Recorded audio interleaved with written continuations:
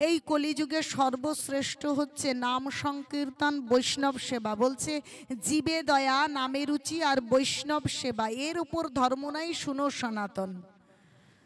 তাহলে নাম সংকীর্তন, আমরা হরিনাম জপ করব, হরিনাম পরায়ণ হব। জীবে দয়া, জীবে দয়া করা মানে একে তো জীব হত্যা করব না, আরেক জীবে দয়া হচ্ছে প্রচার করব। কারণ শাস্ত্র বলছে যজ্ঞ দান তপ তুমি কইলে বিচার, হরি সংকীর্তন তুমি না করিলে প্রচার। এ কারণে নহি তোমা প্রসন্ন হৃদয়। হৃদয় প্রসন্ন হতে গেলে নিজে যেমন হরিনাম জপ করব, ভগবানের বিধি পালন করব, ভক্তি জীবন পালন করব, তেমনি এই কৃষ্ণ ভাবনাময় জীবন অন্যকে উপহার দেব। মানে কৃষ্ণ ভাবনামৃত প্রচার করব, তার মানে অন্যকে দয়া করব। যে আমি তো এরকম আনন্দ পাচ্ছি, এরকম ভালো লাগা আছে, আনন্দ আছে, সেই বিষয়টা কি করব? অন্যের কাছে, অন্যের হৃদয়ে প্রবেশ করিয়ে দেওয়ার চেষ্টা করব। আপনিও ভগবানের ভজনা করুন, আপনিও হরিনাম করুন, তাহলে এই রকম কৃষ্ণ ভাবনামৃত গ্রহণ করলে এই রকম অমৃতময় আনন্দের সাগরে ভাসতে পারবেন। তাহলে জীবে দয়া করব। আর বৈষ্ণব সেবা, তাহলে বৈষ্ণব সেবা কমপ্লিট হবে, সম্পূর্ণ হবে এবং তার ফল সম্পূর্ণরূপে পাব। বৈষ্ণবকে সমাদর, সম্ভাষণ, শ্রদ্ধা, ভগবানের ভোগ লাগিয়ে প্রসাদ দেব এবং কৃষ্ণ তত্ত্ববেত্তা বৈষ্ণব সাধুগণ যখন আমাদের গৃহে আসবেন, তখন আমরা তিনি যে শাস্ত্রসম্মত এবং গুরু পরম্পরা ধারায় আমাদেরকে যে ভগবানের কথা বলবেন, সেই কথাকে শ্রবণ করে যদি একটুখানি একটা অংশ আমরা গ্রহণ করি, তাহলে আমাদের কি বৈষ্ণব সেবা হবে এবং শ্রেষ্ঠ সাধু সঙ্গ হবে। সাধু সঙ্গ মানে এমন নয় যে বৈষ্ণব বা বৈষ্ণব সেবা মানে এমন নয় যে আমরা তাদের পাশাপাশি বসলাম, তাদের সেবা দিলাম, তাদের ভোজন করালাম, এরকম নয়। তারা যে কৃষ্ণ ভাবনাময় জীবনের আচরণ বা সেই শিক্ষাটা বলবেন, তার যদি একটুখানিও আমরা গ্রহণ করতে পারি, তাহলে আমাদের জীবন ধন্যাতি ধন্য হবে। কারণ আমরা কলিযুগে রয়েছি, নানা কলুষতায় আমরা সবসময় কলুষ যুক্ত হয়ে আছি। আর এই কলুষযুক্ত অবস্থায় একটা আবরণের মতন, আয়নায় যেমন আবরণ পড়লে আয়নায় কিছু দেখা যায় না, তেমনি আমাদের চিত্তের উপর এমন আবরণ পড়ে রয়েছে যে আমরা সত্যকে সত্য বলে উপলব্ধি করতে পারি না, বিচার করতে পারি না, অনুভব করতে পারি না। তো একদিন কি হয়েছে, হরে কৃষ্ণ হরি বল,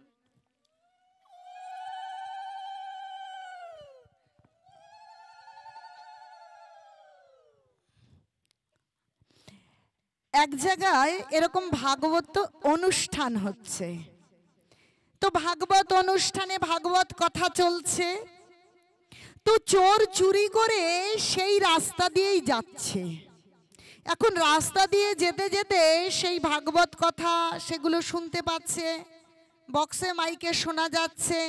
তো ভাবছে আমি তো সারা জীবন চুরি করে গেলাম, কোনোদিন একটু সাধু সঙ্গ করলাম না, ভক্ত সঙ্গ করলাম না, ভগবানের কথা শ্রবণ করলাম না। ওরা কত ভাগ্যবান, দেখো ভগবানের অনুষ্ঠান করছে, ভাগবত কথা শ্রবণ করছে, আমার কত দুর্ভাগ্য। এরকম চিন্তা করে যখন একটু কাছাকাছি এসছে, তখন শুনছে ভাগবত কথা হচ্ছে, একজন ভগবানের কথা বলছেন। তিনি বলছেন, শুনুন, আপনারা যে যেখানে আছেন আপনারা মন দিয়ে শ্রবণ করুন।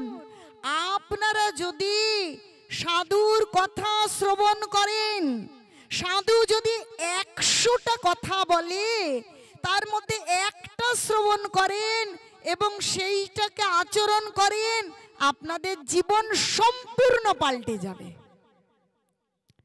এটা শুনে বলছি এই সাধুরাও আছে, একদম মন গড়া কথা বলে যায়, 100টা কথার একটা শুনলে জীবন পাল্টে যাবে। ঠিক আছে, দেখা যাক কথা কেমন, কত বড় বড় কথা। ঠিক আছে, তো কি করেছে, সত্যি সত্যি যেখানে ভাগবত কথা হচ্ছিল পেছনে গিয়ে বসেছে, বসে ভাগবত কথা শ্রবণ করছে। এখন সাধু প্রকৃত ভক্ত হতে গেলে যে গুণগুলি আছে, অনেক গুণ আছে, কিন্তু বিশেষ করে 26টা গুণ আছে, সেই সব গুণগুলো সুন্দর করে এক এক করে আলোচনা করছে।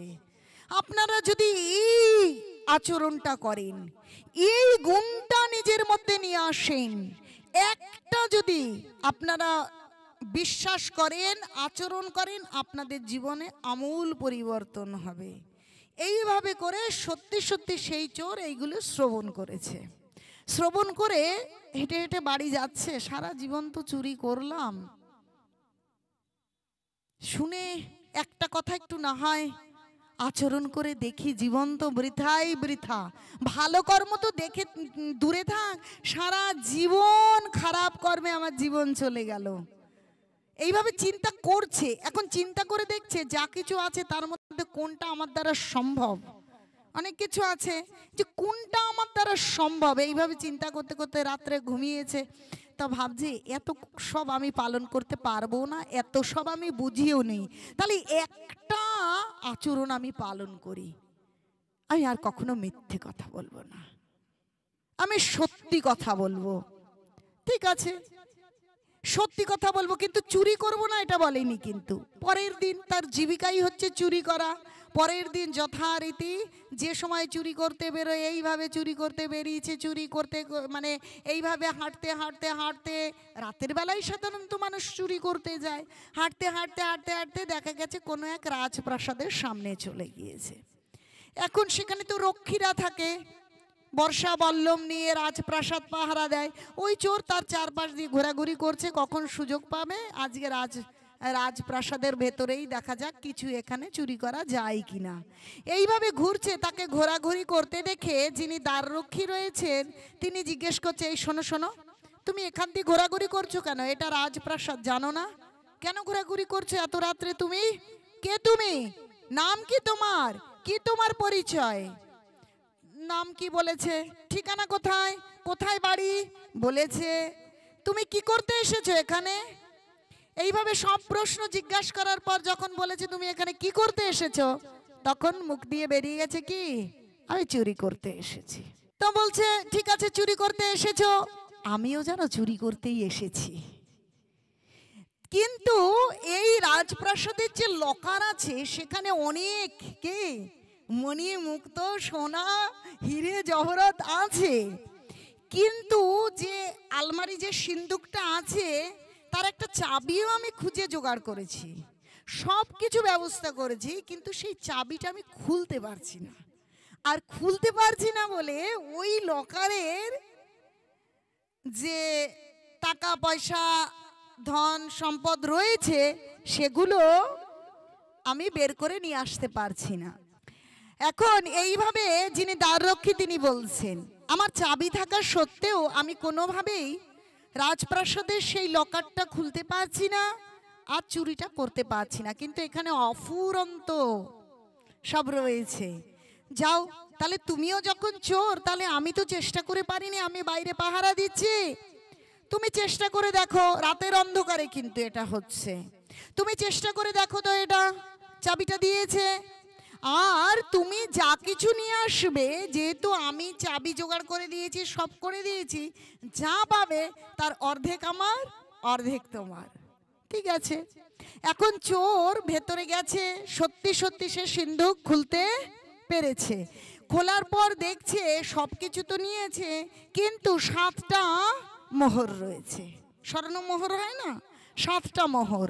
এখন সেই 7টা মোহর দেখে ভাবছে এই 7টা মোহর তো ভীষণ বিপত্তিকর বিষয়, দুজনে ভাগ করে নেব, কিন্তু 7টা নিলে তাহলে ওকে আর ও আর আমি অর্ধেক ভাগ করব কি করে, সমস্যা হবে, তাতে ভোর হয়ে যাবে, সমস্যায় সমস্যা বাড়বে, তা থেকে দরকার নেই, একটা থাক আর আমি 6টা নিয়ে যাই।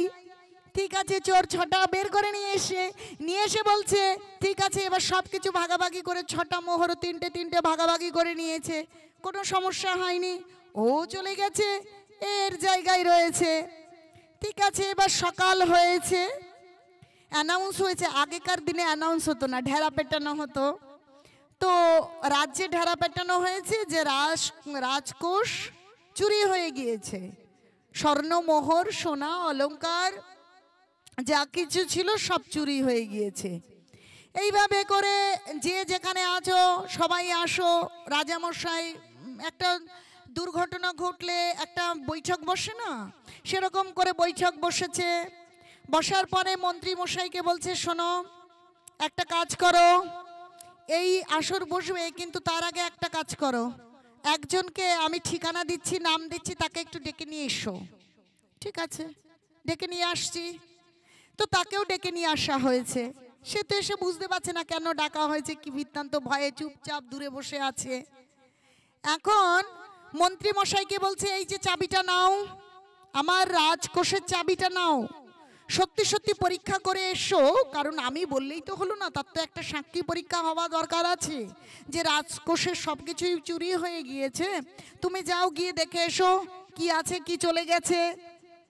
তো সত্যি সত্যি মন্ত্রী মশাই চাবি নিয়ে গেছে, গিয়ে রাজকোষ দেখে এসে সে বলছে, হায় হায় হায় রাজামশাই, সব চুরি হয়ে ফর্সা হয়ে গিয়েছে, একটা মানে কি এক রতি কিচ্ছু অবশিষ্ট নেই, সেখানে কিচ্ছু নেই, একদম রাজকোষ আপনার একদম শূন্য হয়ে গিয়েছে।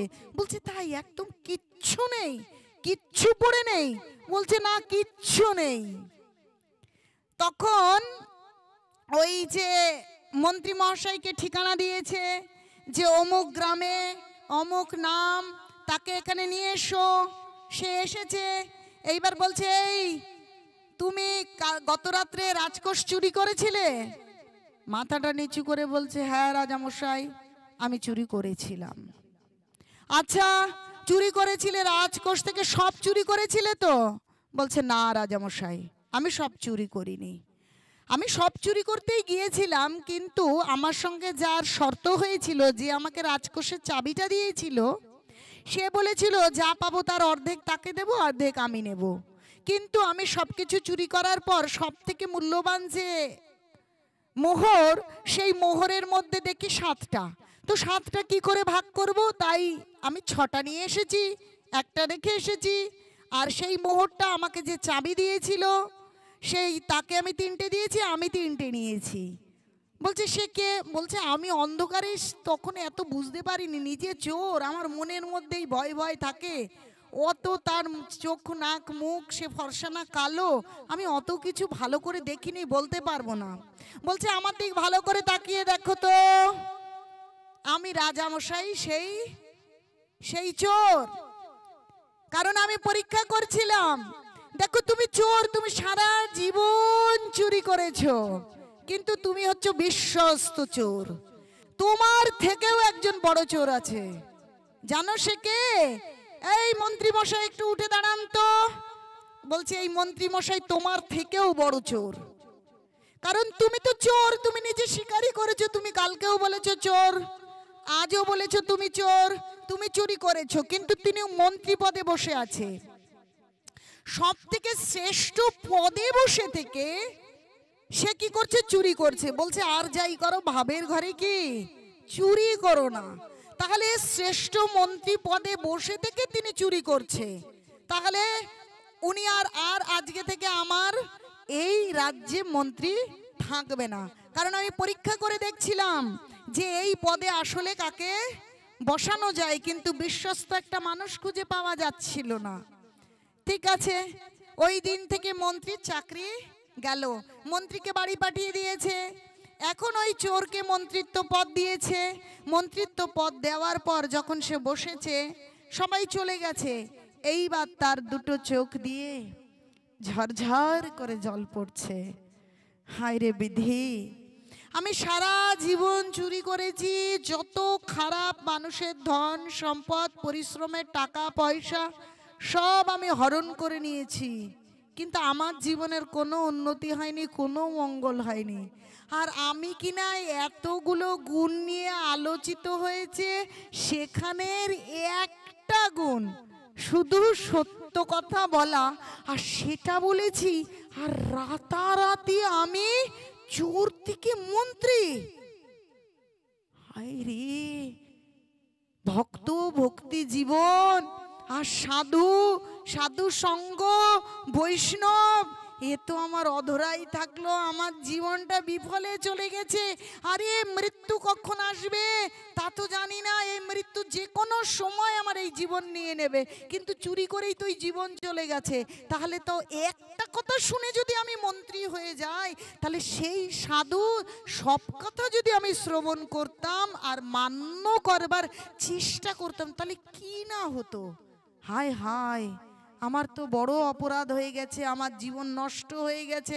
তাহলে আমাকে এক্ষুনি, আমার মন্ত্রী থাকবার দরকার নেই, আমার আগেই খুঁজে বের করতে হবে সাধু কোথায় আছে, সাধু কোথায় আছে, আর সেই সাধুর সঙ্গ করতে হবে। দেখুন, মানুষের যখন প্রকৃত ভাগ্যের উদয় হয়, সুকৃতির উদয় হয়, তখন মানুষ সাধু খোঁজে, তার আগে কিন্তু সাধু খুঁজবে না। কি করবে? একটা বাজারেই চায়ের আড্ডা থাকবে, একটা বাজারেই রাজনীতির ঝগড়া চলবে, দেখবেন তর্কাতর্কি হবে, কিচ্ছু করতে পারবে কি দেশের ওই ঝগড়া করে? কিন্তু ঝগড়া হয়ে হার্টবিট বেড়ে যাবে, তাই তো? হয়তো যদি তখন প্রেশার মাপা হয়, বেড়ে যাবে। আবার জুয়ার এক আসর থাকবে, নানান রকম আসর থাকে, কিন্তু সাধু সঙ্গ বা ভাগবত কথায় লোক খুব অল্প পরিমাণেই যায়। কখন মানুষ সাধু খোঁজে বা সেখানে যায়? যখন মানুষের সুকৃতি, প্রকৃত সুকৃতির উদয় হয়, আর হচ্ছে মানুষের যখন প্রকৃত ভাগ্যের উদয় হয়, তখন সে সমস্ত জড় জাগতিক লাভ ক্ষতি সমস্তকে পিছনে ফেলে, হিংসা দলাদলি মারামারি সব কিছু ফেলে খোঁজে কোথায় আমি সাধু পাবো, কোথায় আমি সাধু পাবো।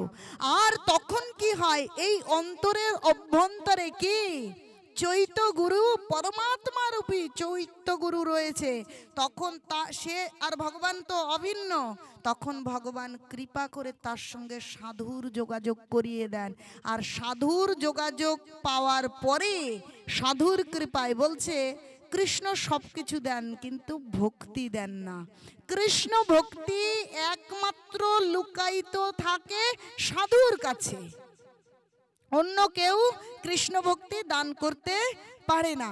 তখন সাধু খোঁজ করে, আর এই চৈত্য গুরু রূপ পরমাত্মা ভগবান কি করেন? তখন তার সঙ্গে সাধুর এক সংযোগ ঘটিয়ে দেন, আর তখন তিনি কৃষ্ণ ভাবনাময় হন।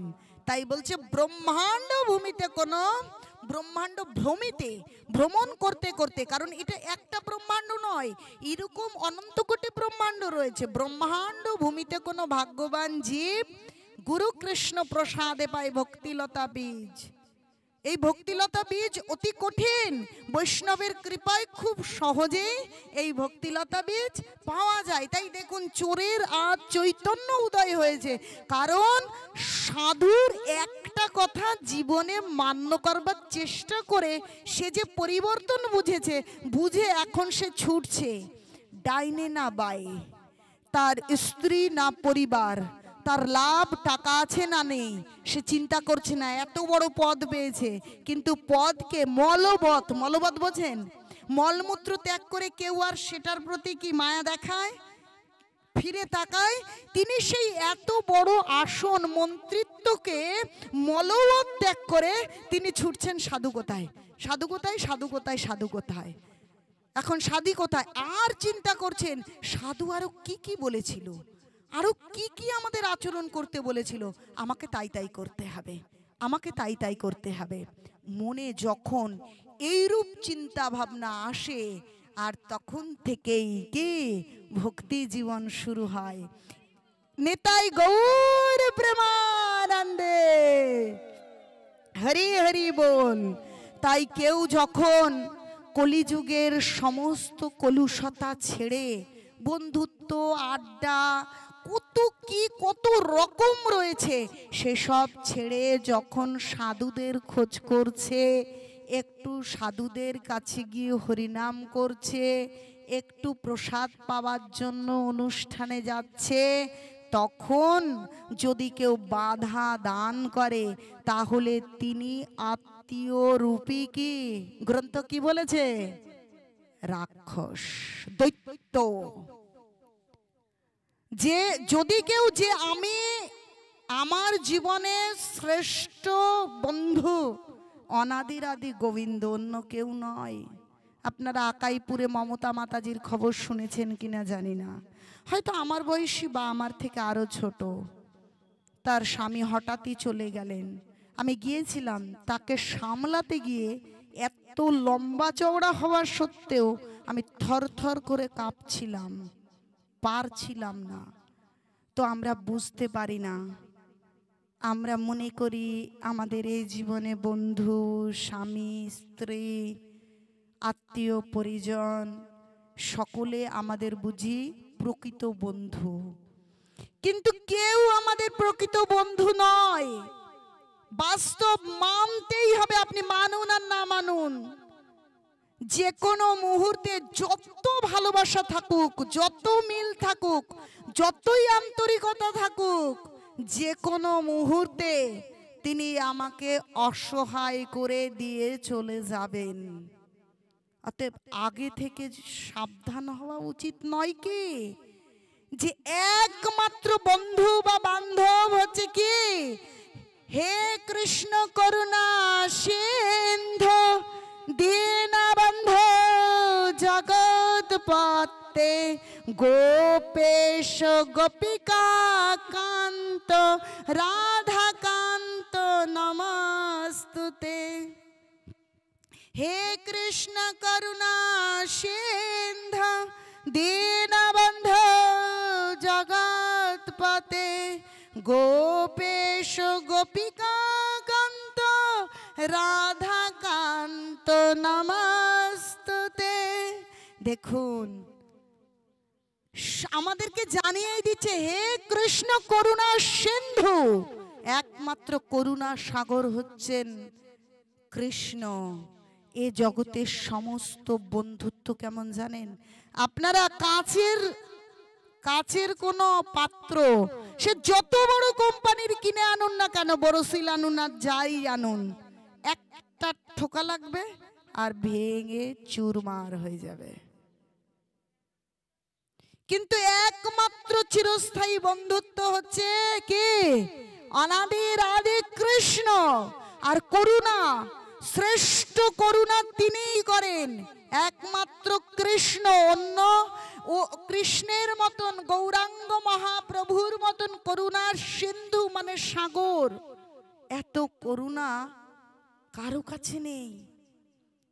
আমরা ইচ্ছে করলেই ভগবানের সেই করুণা পেতে পারি। করুণা মানে যেটা নিজে থেকে দিয়ে রেখেছেন, কৃপা মানে করে পাওয়া, কিন্তু করুণা যা আপনা আপনি পাওয়া যায়। বলছে করুণা করবার জন্যই, বলছে প্রতীতের ত্রাণ লাগি গৌরাঙ্গ মহাপ্রভু অবতারী হয়ে আসলেন আর আমাদের করুণা করবার জন্য। কিন্তু আমরা বুঝতে পারছি না যে আপনা আপনি তার করুণাটা পেয়ে যাওয়া যায়। সেই করুণা সিন্ধু হচ্ছেন তিনি, আর দীনবন্ধু, এবং তিনি সর্বশ্রেষ্ঠ বন্ধু। তার মতন বন্ধু এই পৃথিবীতে কেউ নেই। যেখানে যেরকম অবস্থায়, যে শরীরে যেভাবেই থাকি না কেন, সবাই ত্যাগ করে। কত কিছু দিয়ে বন্ধন হয়, তাই না? কেমন যেন হাস্যকর লাগে। 7 পাকে বাঁধা হয়, হাতের মধ্যে কত কি দিয়ে বাঁধা হয়, কিন্তু সেই বন্ধনগুলো যেন মনে হচ্ছে সিনেমার সেই কি সিনেমায় দেখা সম্পর্কগুলোর মতো হয়েছে, যে সেখানে আছে সিনেমা শেষ, অভিনয় শেষ, কেউ কারো কেউ নয়।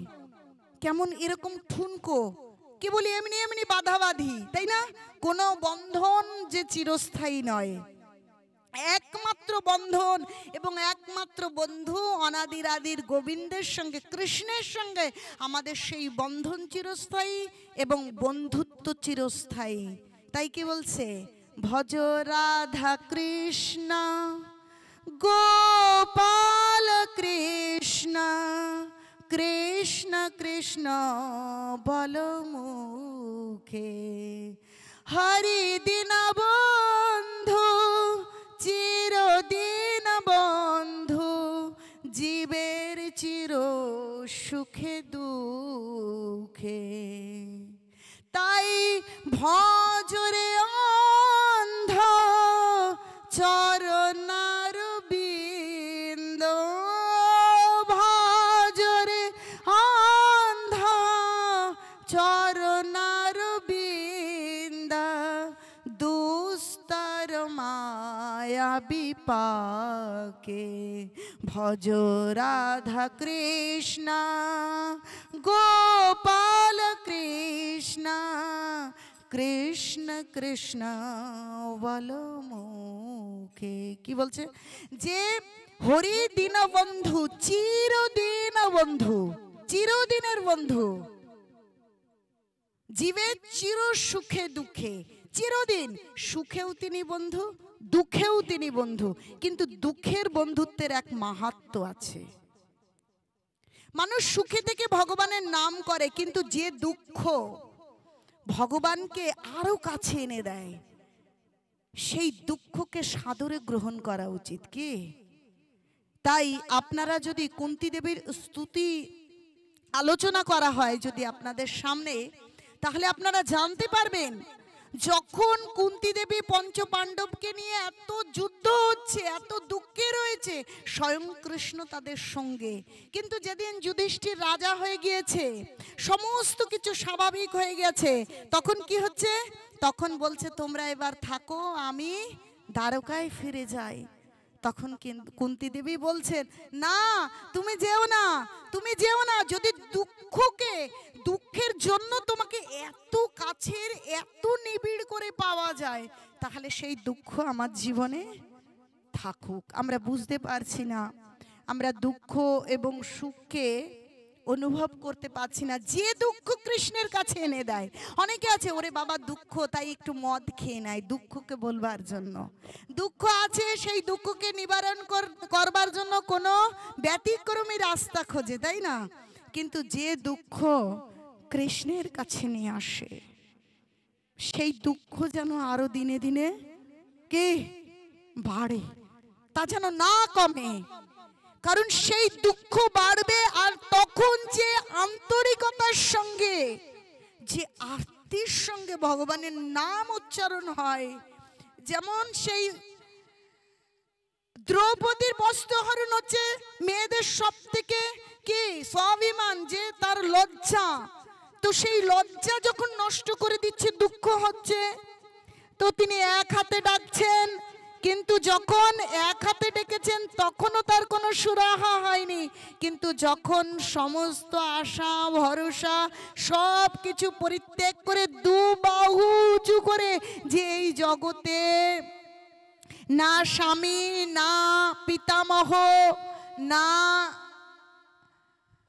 দ্রোণাচার্য, কেউই কৃপাচার্য, অর্জুন, কর্ণ, কেউ আমাকে রক্ষা করতে পারবে না। একমাত্র অনাদির আদি গোবিন্দ ছাড়া রক্ষাকর্তা নেই, তিনি ছাড়া কেউ বন্ধু নেই।